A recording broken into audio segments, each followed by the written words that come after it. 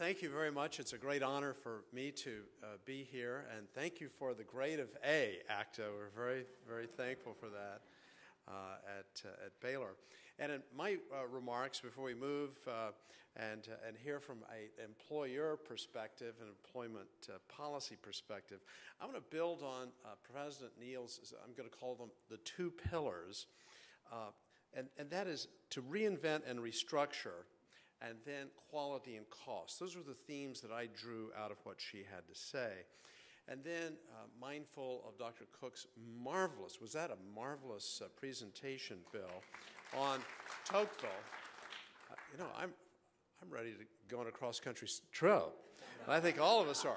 We need to rent some buses. And the nature of American democracy and the role of higher education in that. But I also want to, frankly, begin with a more normative set of reflections. Because in addition to learning outcomes, what kind of persons the colleges and universities producing? Oh, do they have skill sets? Very important. Huge issue of accountability. And I second heartily what Professor Aram has just said in terms of accountability. Hold the administrators accountable. Trustees are called upon to do that, and now we've heard a story of how foundations can hold in a very meaningful way universities, colleges accountable. Let me begin with three quotes. The first is from Dean Harry Lewis, who was Dean of Arts and Sciences at Harvard College. I don't know whether Dean Lewis was the functional equivalent of the provost. There's a provost at Harvard now, the chief academic officer, but for a long time, certainly through the administration of Derek Buck, there was no provost. So the dean of the College of Arts and Sciences, and Harvard, of course, is vast, was in effect the provost. Here's what he said in his book that I'm sure many of you have read. American universities have forgotten their fundamental mission: to help college students grow up, to learn who they are. Now we go teleological. To search for a larger purpose for their lives, and to leave college as better human beings. Let's move down to New Haven, and Tony Kronman, who was dean of the Yale Law School, trained in philosophy, and then, I guess, took a wrong turn and went to law school. To err is human. In his book, Education's End, Tony writes this: to attempt to provide the students in liberal arts programs with a broad, structured, and shared introduction to the alternative views of, here it is again, life's purpose and value is today an increasing rarity in American higher education. Fewer and fewer schools attempt to do this. And the idea that it is even worth trying to do so is one that many teachers and students reject. The hollowness of the enterprise.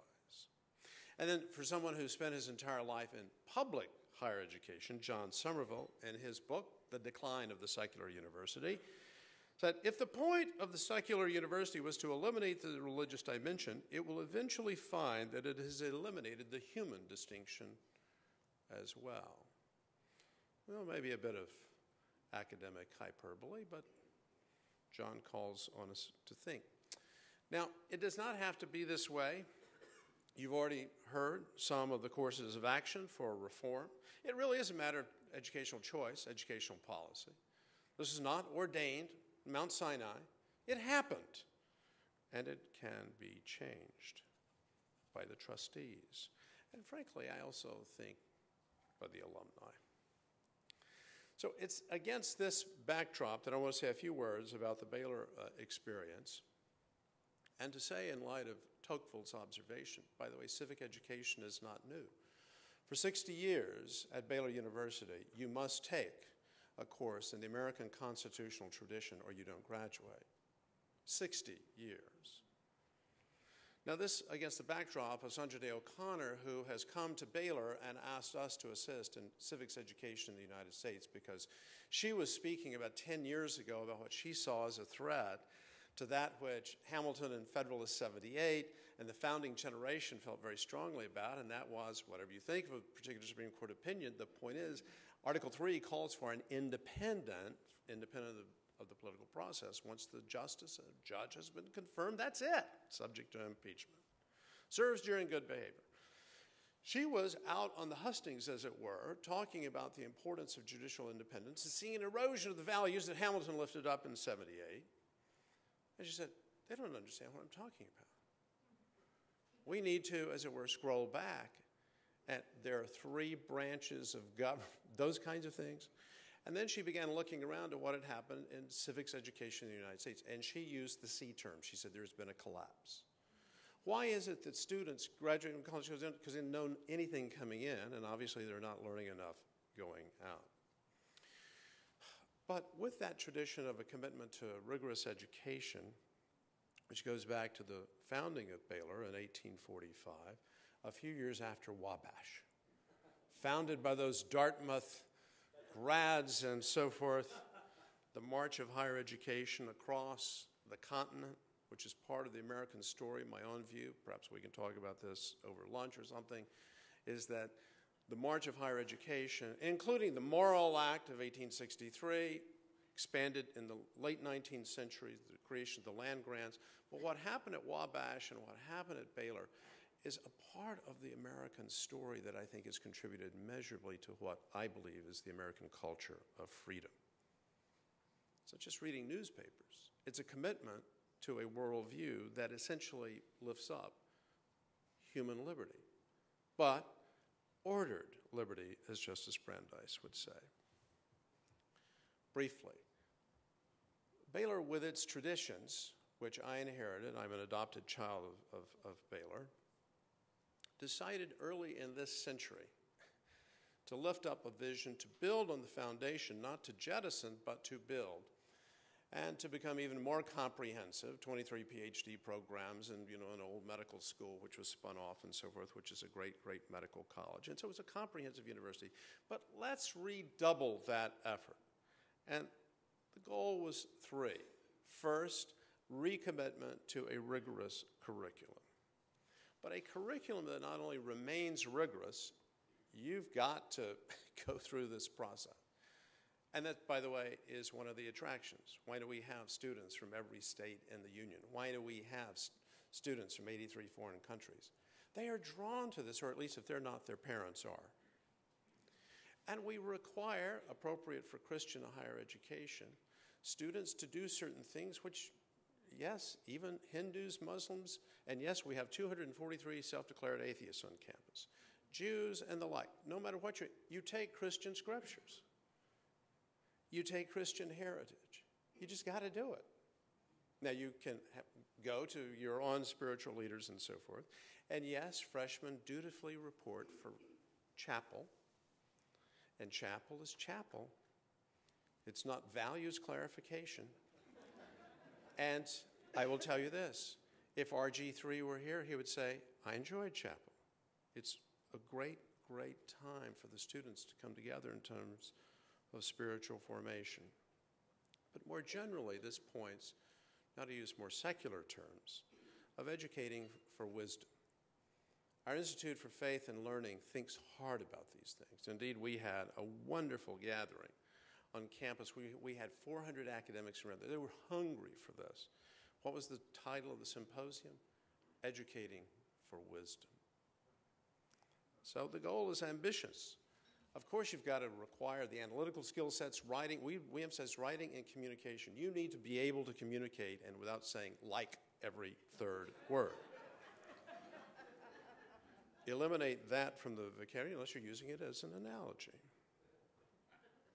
But we also want the students to have truly engaged in a deep dive way into the great questions of human existence. What's this life all about? What's the purpose? And the idea is that every university and college uses it, transformation. So I need to find a new word. We used to say, this is a transformational experience. And you go on everybody's website in the world, you're going to be transformed here. Well, now we've heard, maybe you'll be transformed for the worse. But in addition to transformation, what is it what's the telos? We want to create good citizens in the Tocquevillian sense. We want them to be great citizens. And it's fairly easy to do at Baylor University because it's had from day one a tradition of encouraging its graduates to literally go into public service, whether part-time or full-time. So yeah, we've produced more than our share of governors of the state of Texas. Yes, we will have more state senators now than the University of Texas and Texas A&M combined. It's just who we are.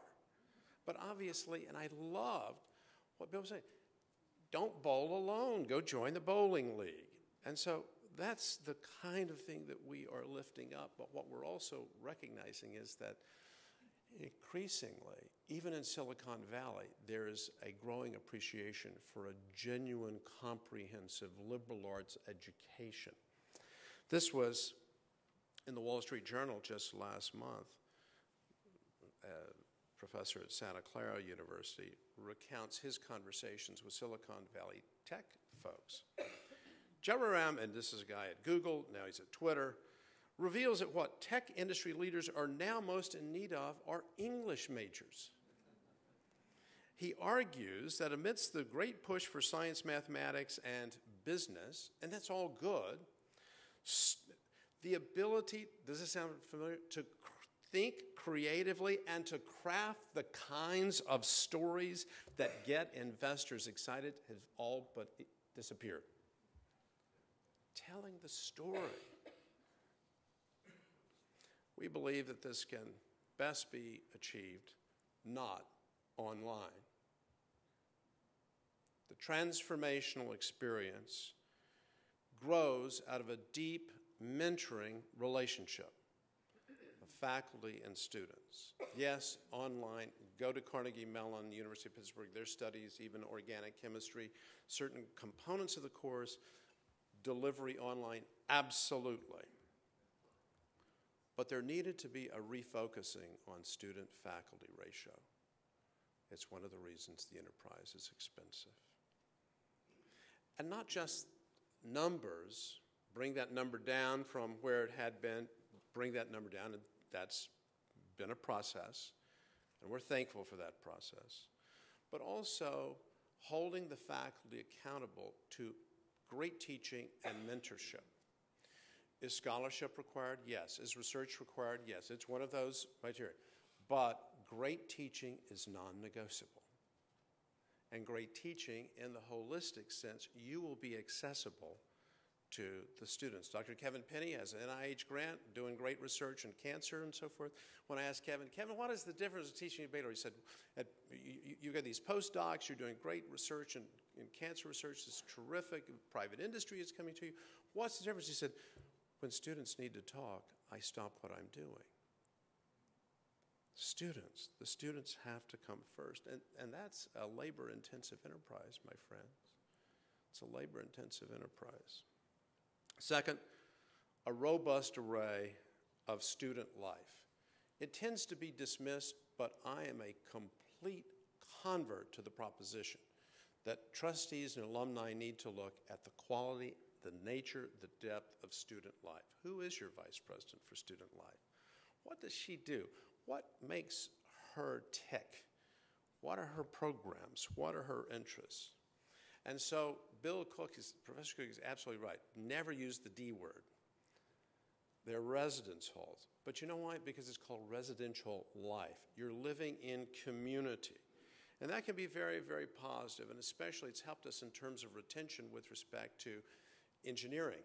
Because engineers, future docs, they tend to study hard and a little bit, well, introverted. Not always, but there's an introversion. So what do you, living in learning centers. Retention of engineering students has gone up because Baylor's a pretty social place. We've got a great athletics program. We've got 286 student organizations. The kids are really great. You know, you get there and you say, oh, this is really terrific. We had just yesterday for 3 days, she just left, of young labor from, as in the UK, the Labour Party. She spent 3 days as part of our leadership training program for our students.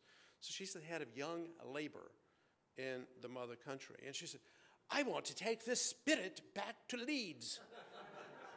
Darn right. And part of the reason that the spirit that prevails is not just because they're not being asked to do stuff, but because they're engaged, including in service and the development of leadership skills. Third, extending the academic enterprise, and this is where I think we've all fallen short, including Baylor, including on my watch, to practical engagement in the marketplace. First, it does seem to me as a non-ideological proposition that we are duty-bound to promote a culture of freedom. Okay? Now, you may say, well, gee, that has a very dark side. Well, you're right. Human freedom can be misused. But how do we promote this culture of freedom, not just through civics education, but also economic freedom? Critically important. And we all need to give much more thought to that. Practical engagement in the marketplace. And so it is good news for America that there are 2,000 programs on entrepreneurship. Think of that. Count them. There are 4,200 colleges and universities. 2,000 entrepreneurship programs. We're very happy that Baylor is ranked #2 in the country for entrepreneurship. Just part of the DNA. I mean, Texas is a land of entrepreneurship. Ask our governor. But we need to do much more, and so let me then truly, in closing, in that regard, in connecting to the marketplace, life outside campus, just talk about the issue of debt and tuition. I have no time remaining, and therefore I will not talk about the cost of higher education. Now, I will simply say this. The enterprise, if it's done correctly, is going to be quite costly. And it will either be supported by public dollars, perhaps not in the 21st century, or private dollars. It will either be supported by state and federal government through loans and grants and so forth, or it will be supported privately, or else you will raise tuition.